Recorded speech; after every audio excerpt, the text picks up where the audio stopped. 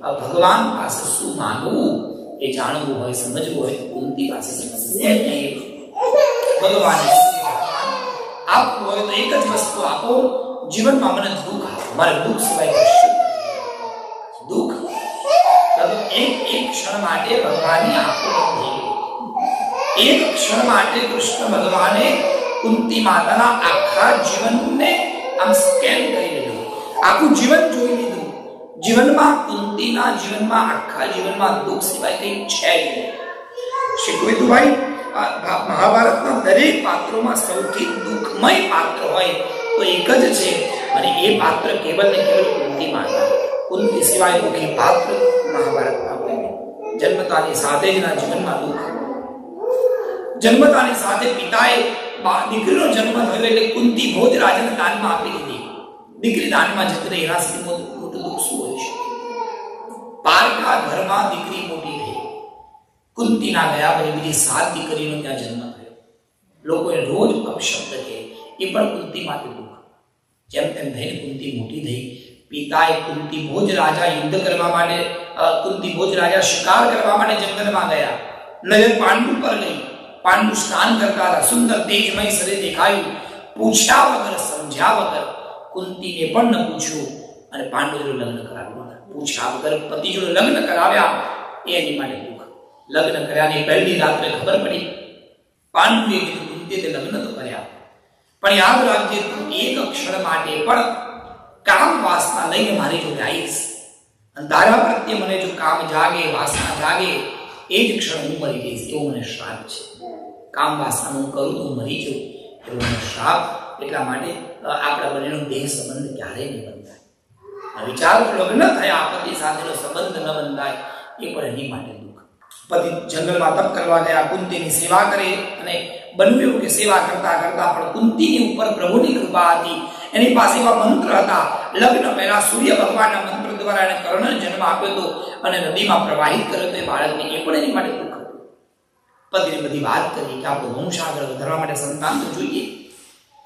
તમે જો કહેતા હો તો મારી પાસે એવો મંત્ર છે, મંત્ર હું બોલું, દેવતા આવે મને પુત્ર આપીને જાય.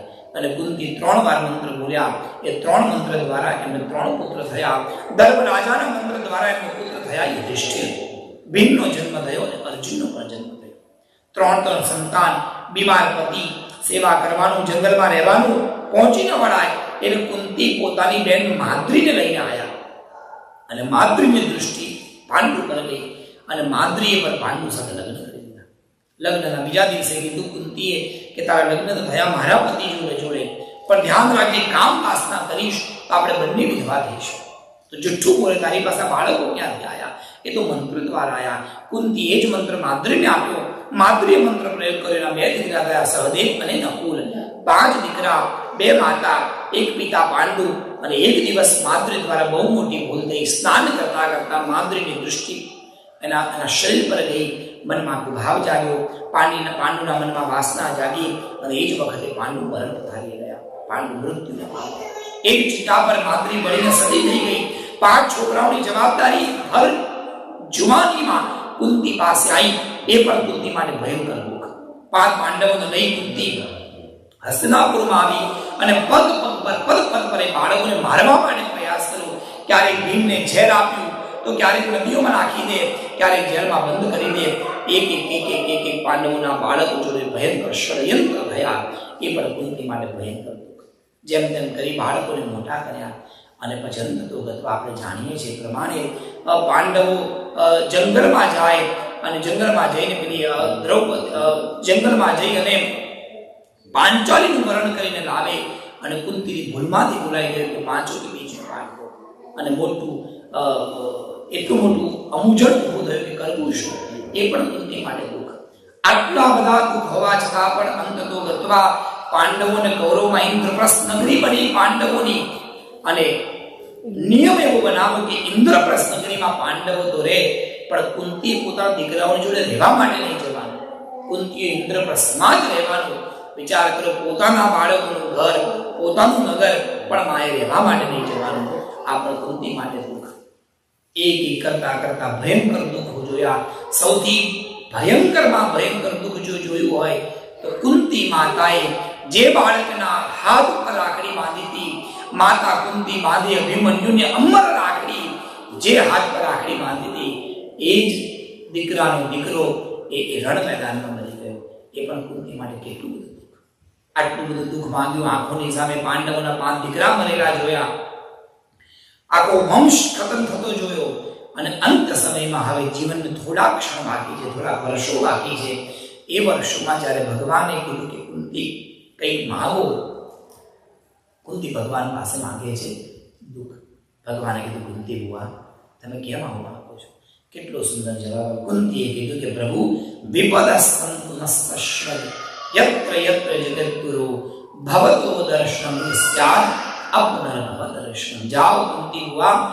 કુંતી બુઆએ ભગવાને કીધું કૃષ્ણ એક વાત કહું, મારા આખા જીવનના અનુભવ થકી હું કહું છું કે જ્યારે જ્યારે જીવનમાં સુખ આવે ને ત્યારે ભગવાન ભૂલાઈ જાય છે, અને જ્યારે જ્યારે જીવનમાં દુઃખ આવે પ્રભુ ત્યારે જ યાદ આવે છે. પ્રભુ મારે નથી દુઃખથી કોઈ કામ નથી, મારે સુખથી કોઈ કામ, મારે તો કામ છે તારી યાદથી. એવું કંઈક કર કે હું તને ભૂલું નહીં, બસ. અને મારો અનુભવ એવો છે કે જીવનમાં જ્યારે જ્યારે તકલીફ આવી ત્યારે મને કેવલ કૃષ્ણ યાદ આવ્યા છે.